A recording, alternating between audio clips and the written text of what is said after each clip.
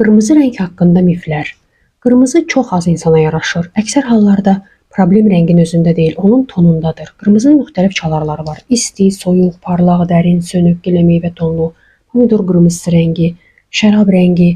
Bir variant sizə uyğun gəlməyibsə, bu demək deyil ki, qırmızının bütün çalarları sizə yaraşmır. Qırmızı vulqar görünür. Vulqarlıq rəngdən yox, onun təqdimatından asılıdır.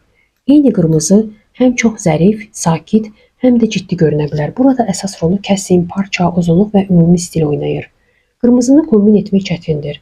Əksinə, o çox universal rəngdir. Qırmızı ən yaxşı boz, ağ, bej, süd rəngi, şokolad tonu, tünd göy, denim və qara ilə uyğunlaşır. Daha maraqlı kombinlər üçün qırmızını çəhrayı, mavi, gümüşü, qızılı, bənövşəyi və sarı ilə də sınaya bilərsiniz.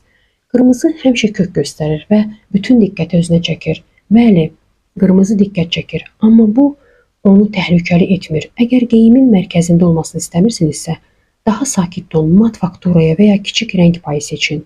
Məsələn, ayaqqabı, çanta, manikür və ya nazik trikotaj detalı. Qırmızı tez bezdirir. Düzgün çalar və aydın kesim seçilsə, belə geyim uzun müddət qarderobda qala bilər.